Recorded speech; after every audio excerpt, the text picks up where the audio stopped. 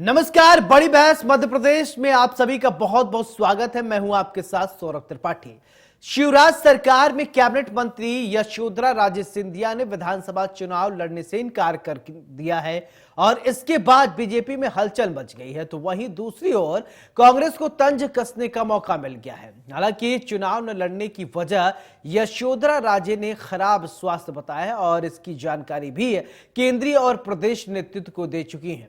लेकिन राजनीतिक गलियारों में चर्चा है कि यशोधरा राजे सिंधिया 2024 में होने वाले लोकसभा चुनाव में ग्वालियर से चुनाव लड़ने का मन बना चुकी हैं। खबर यह भी है कि सिंधिया परिवार में मंथन के बाद निर्णय हुआ है कि गुना शिवपुरी लोकसभा सीट से केंद्रीय मंत्री ज्योतिरादित्य सिंधिया आगामी लोकसभा चुनाव लड़ सकते हैं। केंद्रीय मंत्री ज्योतिरादित्य सिंधिया इस संबंध में केंद्रीय और प्रदेश नेतृत्व को अवगत भी करा चुके हैं। अब खबर ये कि कितनी इसमें सच्चाई है, यहां तो आने वाले समय में ही आपको पता चलेगा। लेकिन ये जरूर है कि यशोधरा राजे सिंधिया फैसले से बीजेपी जरूर सख्ते में आ गई है। राजनीतिक पंडितों की माने तो गुजरात विधानसभा चुनाव से पहले भी विजय रूपाणी सरकार के 8 मंत्रियों ने चुनाव नहीं लड़ने का ऐलान किया था और जिसमें मुख्यमंत्री विजय रूपाणी और उप मुख्यमंत्री नितिन पटेल का नाम था। ऐसे में अब ये कयास लगाए जा रहे हैं कि क्या मध्य प्रदेश में भी यशोधरा राजे सिंधिया के बाद कई मंत्री चुनाव नहीं लड़ने का ऐलान कर सकते हैं। आज इसी मुद्दे पर बड़ी बहस होगी और हमारे साथ चर्चा के लिए कुछ मेहमान भी जोड़ेंगे। लेकिन उससे पहले सियासी बयानबाजी आपको सुनाते हैं।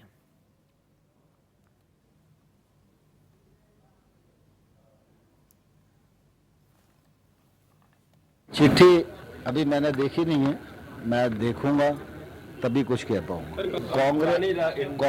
कांग्रेस पर कुछ बचा नहीं है। कांग्रेस मुद्दा विहीन है, इसलिए इधर उधर की बातें करती है। कांग्रेस ये बताए कि 10 साल वो केंद्र की सरकार में रहे तो उन्होंने क्या किया। 2003 से पहले मध्य प्रदेश की सरकार में रहे तो उन्होंने क्या किया। बताने को कुछ है नहीं कि इस पे युवा खत्म हो गए, इस पे फलाना खत्म हो गए। उन्होंने संगठन से हमारे नेतृत्व से अनुरोध किया है कि मैं चाहती हूँ कि इस बार का चुनाव में न लड़ूं। इसका अर्थ नहीं है कि वो कोई हेल्थ इश्यूज के कारण से उन्होंने कहा है और इसलिए संगठन के सामने उन्होंने इस बात को रखा है। संगठन इस पर जो उचित निर्णय होगा वो करेगा। लेकिन ऐसे कोई और मंत्री ऐसा बोलने वाले बिल्कुल आप इस बारे में चिंता करने की जरूरत नहीं है। उनका अपना एक हेल्थ इशू है, इसलिए उन्होंने इसका अनुरोध संगठन से किया। देखिए, मुझे लगता है कि भारतीय जनता पार्टी के जो विधायक और मंत्री हैं उनको तो बिल्कुल स्पष्ट हो गया है कि मध्य प्रदेश में उनकी पूरी तरह से हार हो रही है। इसलिए अपमान से बचने के लिए, और दूसरी बात ये है कि Modi Shah private limited company किसका टिकट काट दे पता नहीं है, तो टिकट कटने के अपमान से बचने से बेहतर है समझा यशोधरा जी ने कि कम से कम अपन ही ना कर दें, जिससे सम्मान बचा रहे। दूसरी और अहम बात ये भी संकेत है इसमें कि आप सीट खाली कीजिए, यहाँ से ज्योतिरादित्य सिंधिया को लड़ाएंगे, क्योंकि वो ज्योतिरादित्य सिंधिया को भी लड़ाना चाहते हैं।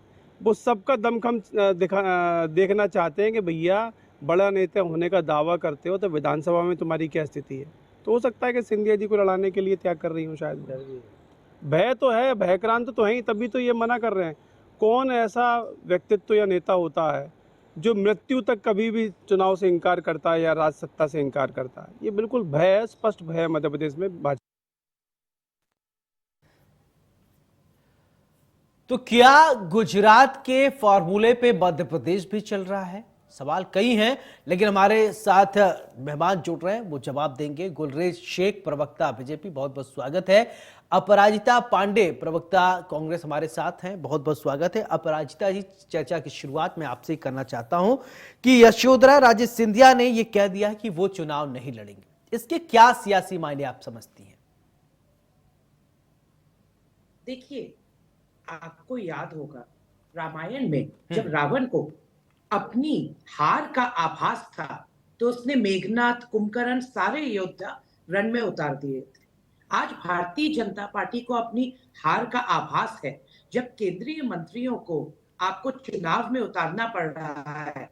तो ये सेल्फ एक्सप्लेनेटरी है कि मध्य प्रदेश में आज भारतीय जनता पार्टी की हालत क्या है। राजे जी, उनको पता है कि उन्हें दरकिनार किया जा रहा है, उनका टिकट कट सकता है, तो ये होती है फेस सेविंग टैक्टिक्स कि हम पहले ही कह दें कि हमें चुनाव नहीं लड़ना है।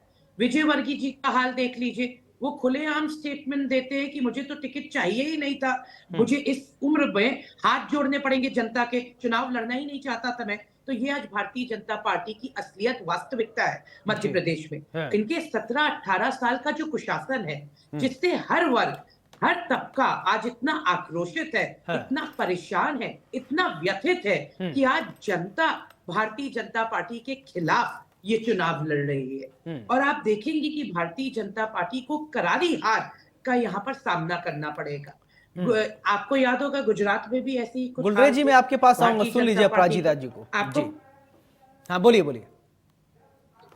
तो ये हमें यहाँ पर क्या है, एक महिला हूं मैं, मुझे बहुत दुख होता है कि जब प्रदेश के ऐसे हालात हैं कि जी। मध्य प्रदेश आज नंबर 1 पायदान पर है, जहां पे नाबालिग बच्चियों के खिलाफ दुष्कर्म, महिलाओं के साथ दुष्कर्म में हमारा प्रदेश नंबर 1 पर है। अभी उज्जैन महाकाल नगरी का जो इतना दुखद वारदात हुआ था, जो हमें पता है, हम सबसे छुपा नहीं है। भारतीय जनता पार्टी यहाँ पर महिलाओं को सुरक्षा नहीं दे पाती, किसानों को सम्मान नहीं दे पाती, कृषि को लाभ का धंधा नहीं बना पाती, युवाओं को रोजगार नहीं दे पाती, और यहाँ पर मध्य प्रदेश में दलित अत्याचार, आदिवासी अत्याचार बढ़ते ही चले जा रहे हैं। हम हर गलत चीज में मध्य प्रदेश नंबर 1 पायदान पे है। और चाहे हम एजुकेशन रैंकिंग्स की बात कर लें, चाहे हम कृषि की बात कर लें, चाहे हम एम्प्लॉयमेंट, रोजगार की बात कर लें, जो मध्य प्रदेश बिल्कुल नीचे के पायदान पे होता है। तो ये भारतीय जनता पार्टी का जो कुशासन 17-18 साल का रहा है, आज उनके पास लोग नहीं है, कोई टिकट नहीं चाहता भारतीय जनता पार्टी का, क्योंकि उनको पता है कि हम जब लड़ेंगे, जनता के बीच जाएंगे वोट मांगने, तो किस आधार पे वोट मांगेंगे, क्योंकि हमारा जनता के सामने हमारा रिपोर्ट कार्ड तो बिल्कुल फेल है। ठीक है, जनता के सामने रिपोर्ट कार्ड जो है वो फेल है। गुलरेज जी, ठीक है, ओके अपराजिता जी, जनता के सामने रिपोर्ट कार्ड आपका पूरी तरीके से फेल है, बता रही हैं अपराजिता जी। एक सवाल ये मैं ये समझना आपसे चाहता हूं कि यशोधरा राजे सिंधिया ने यह साफ तौर पर कह दिया है कि वो चुनाव नहीं लड़ेगी, और अभी दूसरी लिस्ट भी आप लोगों की जारी हुई, कई सारे आपने जो केंद्रीय नेतृत्व में है उनको भी आपने टिकट दिया है, वो अब चुनाव लड़ेंगे। तो आखिरकार अपराजिता जी क्यों, क्या वजह है जो ये मना कर रही हैं कि चुनाव नहीं लड़ेंगी, और कई सारे आरोप भी अपराजिता जी ने लगाया है, तो आप बताइएगा यशोधरा राजे सिंधिया क्यों चुनाव नहीं लड़ेंगी, और अपराजिता जी के आरोपों का भी थोड़ा खंडन कीजिए कि मध्य प्रदेश में जो है कुशासन है, लोग त्रस्त हैं, परेशान हैं, इसका भी जवाब दीजिएगा। गुलरेज जी, आपने आपको प्लीज अनम्यूट कीजिए। आपको आवाज आ रही है? जी जी, आपकी आवाज अब बोलिए। जी, जहां तक कांग्रेस पार्टी का विषय है ना, तो उसके प्रश्नों का उत्तर तो मैं बाद में दूंगा, लेकिन पहले मैं बात करूंगा अपने यशोधरा जी की, क्योंकि वो हमारी सीनियर नेता हैं, और जो हमारी उनसे बात हुई, उनको 4 बार अभी तक कोविड-19 है, जिसकी वजह से वो चाहती है विश्राम करें। तो एक निजी कारण को किसी के भी पॉलिटिकलाइज नहीं करना चाहिए, जो कि कांग्रेस पार्टी कर रही है। अभी ये बात कर रहे थे कुशासन की और 18 साल के कुशासन की, इसका मतलब यह है कि ये मध्य प्रदेश की जनता के मानस के ऊपर प्रश्नवाचक चिन्ह लगा रही है कांग्रेस पार्टी, क्योंकि लगातार मध्य प्रदेश की जनता ने हमको आशीर्वाद दिया है, और अभी जो उपचुनाव हुए थे उसमें भी कांग्रेस को आशीर्वाद नहीं दिया, हमको आशीर्वाद दिया और पूर्ण बहुमत की सरकार बनी। लेकिन कांग्रेस पार्टी की आदत है इधर उधर की बातें हमेशा करती है, जो असली बातें हैं उससे कन्नी काटती है। उज्जैन में जो हुआ बहुत बुरा हुआ, लेकिन आपने देखा किस प्रकार त्वरित कार्रवाई हुई, किस प्रकार दरिंदों को पकड़ा गया, किस प्रकार से उनके परिवार आज भीख मांग रहे हैं कि इनको फांसी दे दी जाए। तो ये होता है कानून का एक पाल जो हमने हमेशा यहाँ पर लागू किया है। लेकिन अपराजिता और कांग्रेस पार्टी जो है ना, ये रेगांव की जो कांग्रेस विधायिका है श्रीमती कल्पना वर्मा, उनके साथ कांग्रेस के पदाधिकारी छेड़छाड़ करते हैं, और आज वो जाती है एफआईआर करवाने जाती है।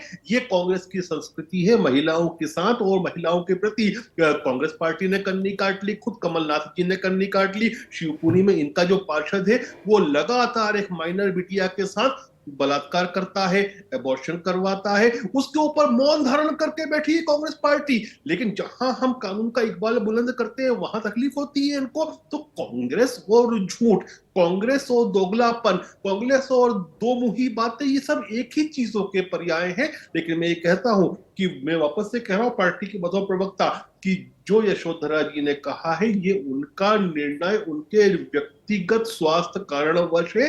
लेकिन पार्टी निर्णय लेगी, वो पार्टी उनको जो आदेश देगी एक अच्छी कार्यकर्ता की तरह उसका निर्वाह करेंगी वो।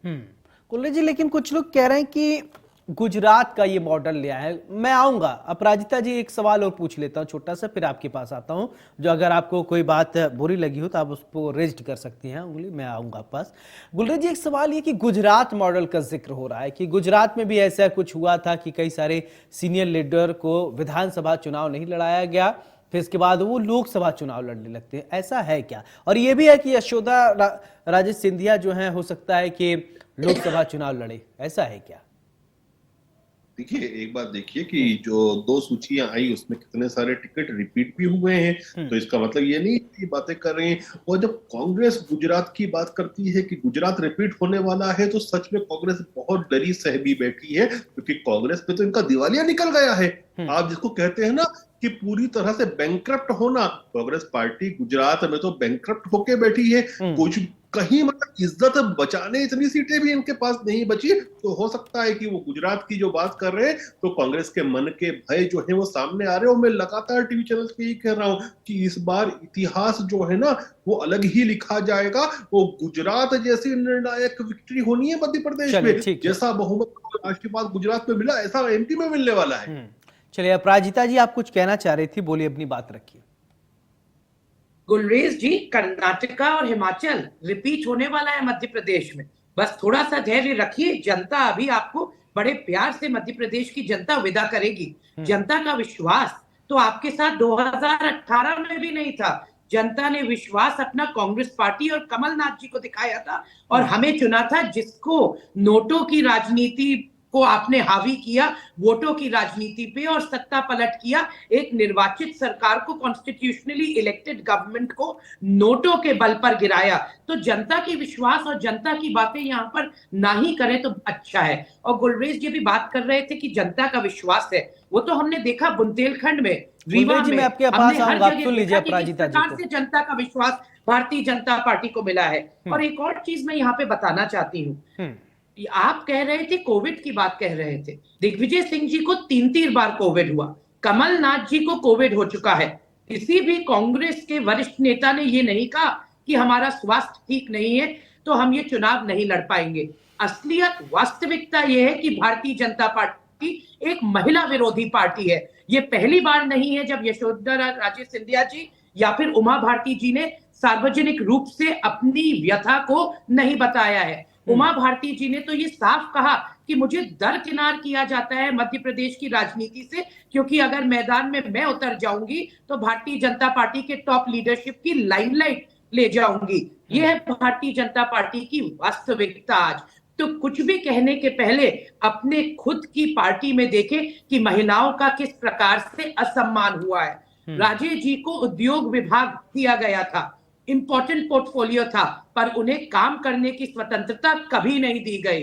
बार बार समिट्स होते रहे पर उसका कोई परिणाम नहीं निकला। ये है भारतीय जनता पार्टी का असली चाल चरित्र और चेहरा, जो हमेशा से महिला विरोधी रहा है। मध्य प्रदेश में आप हमारी बहनों को एक सुरक्षित प्रदेश नहीं दे पाए और अपनी पार्टी के भीतर भी महिलाओं का निरंतर लगातार भारतीय जनता पार्टी में असम्मान हो रहा है। और ये एक महिला होने के नाते मुझे बहुत बुरा लगता है जब महिलाएं नेत्रियों के ये बयान आते हैं कि हमें अपनी ही पार्टी में असम्मान मिल रहा है, हमें अपनी ही पार्टी के खिलाफ जाकर उनको बातें करनी पड़ रही है। तो आप सोचिए कि अंदर पार्टी में उनकी कितनी व्यथा होगी।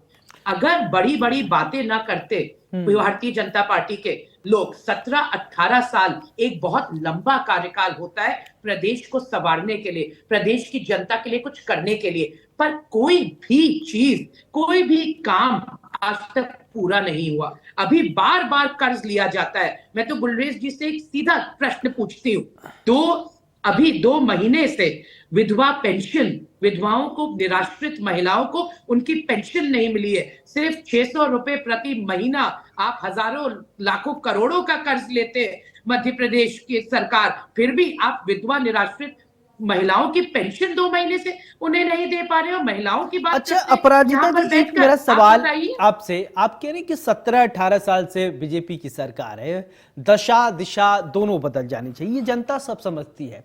अगर जनता को विश्वास नहीं होता बीजेपी पर तो क्यों वोट देती? पहली बार नकार देती, पहली बार, फिर दोबारा भी मौका दिया, तिबारा भी मौका दिया, क्यों जनता ऐसा क्यों कांग्रेस के साथ क्यों नहीं जा रही है? जाना चाहिए अगर उसको, जनता को लगता है कि नहीं कांग्रेस सब बहुत अच्छा काम कर रही है, क्यों नहीं जा रही है? या क्यों मध्य नहीं? प्रदेश की जनता, मध्य प्रदेश की जनता बहुत जागरूक है, हम्म। बहुत समझदार है। 2018 में भी जैसे मैंने कहा, उन्होंने कमलनाथ जी के विजन को चुना था, कांग्रेस पार्टी के विजन को चुना था। आज जाइए धरातल में, आप युवाओं से बातें करिए, महिलाओं से बातें करिए, जिनका बजट बिगड़ा हुआ है, गृहिणियों से जो महंगाई से त्रस्त है, जिनके बच्चों को आज रोजगार नहीं मिल पा रहा, पूरी पीढ़ी का भविष्य नष्ट कर दिया भारतीय जनता पार्टी ने। परीक्षाएं होती हैं, परीक्षाओं के परिणाम नहीं आते, लोगों को नौकरियां नहीं मिलती। आज हर कोई एक साथ, एक ध्वनि में, एक स्वर में सिर्फ मध्य प्रदेश का भला चाहता है, जो कि वो जानते हैं कमलनाथ जी के विजन से होगा, ना कि शिवराज जी के टेलीविजन पॉलिटिक्स से। चले ठीक है, बताइए गुलरेज जी, शिवराज जी के टेलीविजन पॉलिटिक्स से मध्य प्रदेश का भला नहीं होगा और कमलनाथ जी के विजन से हो जाएगा, तो क्या आप मानते हैं कि 17-18 साल से आप लोग हैं, तो टेलीविजन जो आप पॉलिटिक्स कर रहे हैं, जैसा कि अपराजिता जी कह रही हैं, तो फिर क्या इस बार रिपीट हो, फिर से आ रहे हैं या फिर जा रहे हैं? हम 100% आ रहे हैं, लेकिन ये जो कह रहे हैं ना 18 साल में हमने कुछ नहीं किया, बस 4-5 आंकड़े रखूंगा, बोलने के लिए पर्याप्त होता है।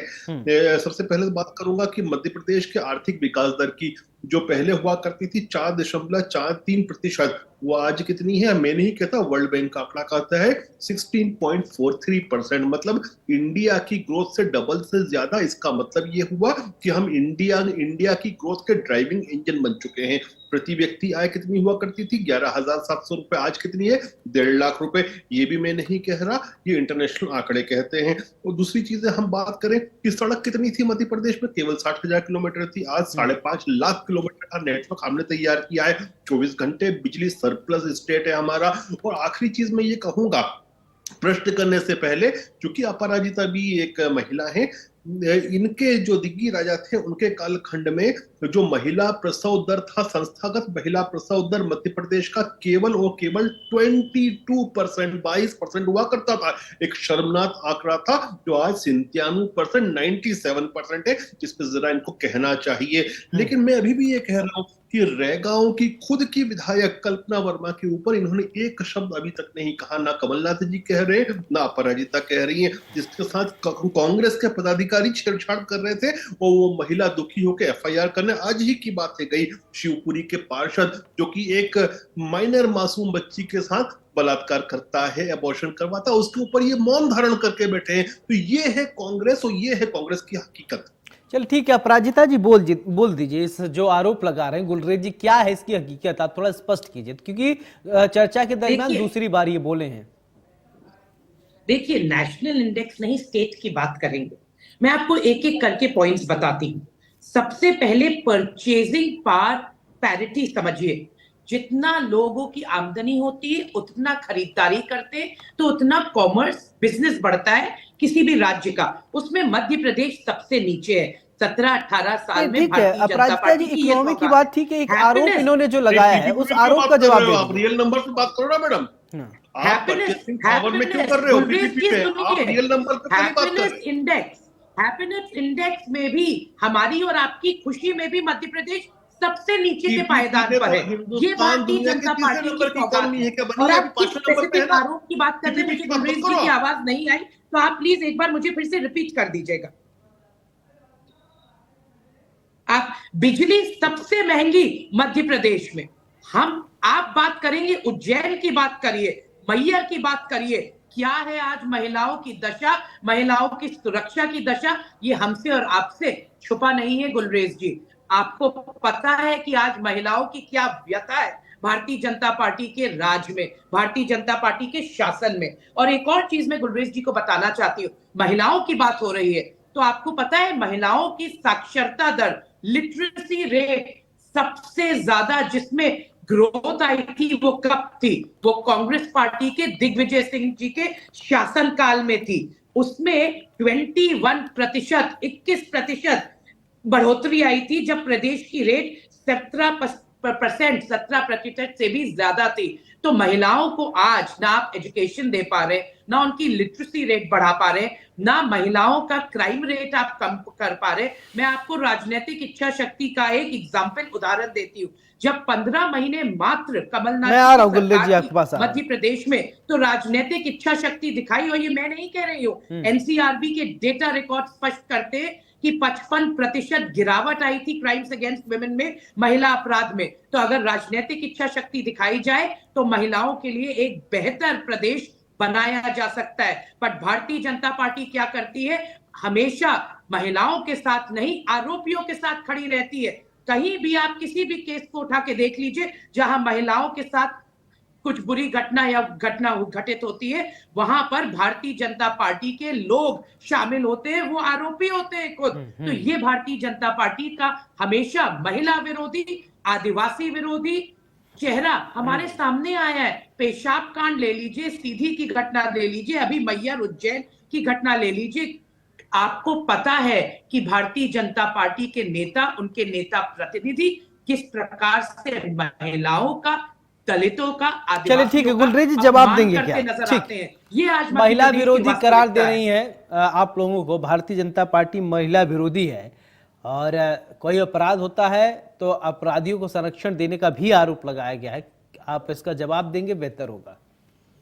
देखिए, मुझे लगता है कि आप भी और आपके व्यूअर्स भी ये देखे होंगे कि मैंने हर प्रश्न का इतनी देर में उत्तर दिया है और अभी भी दूंगा। आप कोई सा भी, चाहे सीधी का कांड देख लीजिए, हालांकि वो 2019 का कांड था जब कमलनाथ मुख्यमंत्री हुआ करते थे, लेकिन जैसे ही हमारे सामने आया हमने वहां पर रासुका भी लगाई, उस लड़के को जेल में भी उठा कर फेंका। अच्छा गुलरेज जी, एक छोटा सा सवाल, अभी 2-3 दिन पहले के एक मामला है, एक बच्ची के, नाबालिग बच्ची के साथ दुष्कर्म का एक मामला आया और वो घूमती रही, लगभग 8 किलोमीटर गई, किसी ने उसका हेल्प नहीं किया। सरकार ने कुछ किया क्या उस बच्ची के? एक नाबालिग बच्ची है, उसके माँ बाप शायद माँ नहीं है और पिता की मानसिक स्थिति सही नहीं है। बिल्कुल बिल्कुल बिल्कुल। देखिए, उस बच्ची का भी इलाज चल रहा है। बच्ची जो है वो खतरे से बाहर है और अभी तक उसके माँ बाप का पता नहीं लगा है, लेकिन उसकी बोली से लगता है शायद वो बिटिया जो है वो उत्तर प्रदेश की है। और जो उसके अपराधी थे उनको पकड़ लिया गया है। आज ही अपराधी के घर वाले ये बोल रहे हैं कि इसको गोली मार दो, इसको टांग दो, फांसी दे दो इसको, जो दुष्कर्म किया है। लेकिन हमारे घर पर बुलडोजर मत चलाना, क्योंकि बुलडोजर से जो कानून व्यवस्था है ना वो पुख्ता हो रही है। लेकिन मुझे भी इस बात को लेकर थोड़ी शर्म आती है कि ये पॉलिटिकल विषय नहीं है। अगर वो बच्ची लोग सहायता और सहयोग मांग रही थी तो ये बीजेपी कांग्रेस का विषय नहीं है, ये मानवता की विषय, तो ये तो कोई भी सपोर्ट करता है। चलिए ठीक है, ये सामाजिक समस्या जी, सामाजिक समस्या है, इसको मदद की। आप ही के थे, भारतीय जनता पार्टी के थे सीधी में जिन्होंने पेशाब कांड किया। चलिए ठीक है, ठीक है अपराजिता जी, गुलरेज जी ठीक है। अब देखिए हमारे पास ज्यादा वक्त नहीं है अपराजिता जी, कल्पना वर्मा अब फाइनल कमेंट मैं आपसे चाहूंगा। ठीक है, इनके पार्षद जिसने बच्ची के साथ बलात्कार किया, ठीक है, तो मौन धारण कर रखा है। हमने हर जगह सजाएं दी है। आरोपियों को डर ही नहीं लगता इस प्रदेश में। चलिए अच्छी बात गुलरेज जी, ठीक है। अपराजिता जी सुनिए, अब ज्यादा वक्त मेरे पास नहीं है, अब फाइनल कमेंट की तरफ मूव करेंगे। ठीक है, सुनिए अब फाइनल कमेंट मैं आप दोनों से थोड़ा वक्त दूंगा, आप लोग फाइनल कमेंट कीजिएगा और चुनाव के ही इर्द गिर्द केंद्रित रहेंगे तो ज्यादा बेहतर होगा। अपराजिता जी आपसे ही फाइनल कमेंट, क्या कुछ रणनीति, क्या कुछ स्ट्रेटजी लेकर आप लोग आ रहे हैं, ऐसी रणनीति जो कांग्रेस के साथ जनता जाए? कांग्रेस पार्टी की साफ स्ट्रैटेजी है, हम महिलाओं के बारे में सोचते हैं, किसानों के बारे में सोचते हैं, युवाओं के बारे में सोचते हैं, हम मध्य प्रदेश की उन्नति के बारे में सोचते हैं। कांग्रेस पार्टी और कमलनाथ जी का विजन है मध्य प्रदेश के लिए कि मध्य प्रदेश भी टॉप रैंक ऑफ स्टेट्स में हो, जहां पर निवेश आए, जहां पर अपॉर्चुनिटीज चले, आए, ठीक है। युवाओं को बेहतर पढ़ने की, गुलरेज जी, रोजगार ठीक की है मैडम, बेहतर आपकी बात आ गई। facilities गुलरेज जी, मिले फाइनल और कमेंट महिलाएं प्लीज। सुरक्षित ठीक रहे। है, okay Aparajita ji, final comment please. जहां तक जनता की बात है, जनता समझती है कि प्रदेश का विकास कौन कर सकता है, प्रदेश में कानून का, लॉ एंड ऑर्डर का इकबाल कौन बुलंद कर सकता है, वो केवल भारतीय जनता पार्टी है। जहां तक कमलनाथ जी के विजन की बात है, इनका विजन तो ये था कि युवाओं को बैंड बाजा बजाने की ट्रेनिंग देना और गाइड हो चलाने की चले, ट्रेनिंग ठीक देना। है, अब ये जनता बताएगी कि नहीं, किसको नहीं, विश्वास किया जाता है। गुलरेज जी, बहुत बहुत शुक्रिया आपका। अपराजिता पांडे जी, आपका भी बहुत बहुत शुक्रिया। तो बड़ी बहस में आज हमने चर्चा किया कि आखिरकार यशोधरा राजे सिंधिया क्यों चुनाव नहीं लड़ रहे। दरअसल कांग्रेस का अपना परसेप्शन है, बीजेपी का कहना है कि स्वास्थ्य कारणों की वजह से वो चुनाव नहीं लड़ रही। लेकिन गुजरात में आपने देखा कई सारे ऐसे मंत्री थे या कई सारे ऐसे बीजेपी के नेता थे जिन्होंने विधानसभा चुनाव नहीं लड़ा, वो लोकसभा चुनाव लड़े। क्या ऐसे में सिंधिया खेमे से एक विशेष वर्चस्व रखने वाली यशोधरा राजे सिंधिया लोकसभा चुनाव लड़ेंगी? ये अपने आप में यक्ष प्रश्न है। इसके लिए थोड़ा इंतजार कीजिए, क्योंकि अभी जो है स्वास्थ्य का हवाला दिया जा रहा है और कोई बीमार हो तो ज्यादा उस पर राजनीति नहीं करना चाहिए। बड़ी बहस में मेरे साथ फिलहाल इतने। नमस्कार।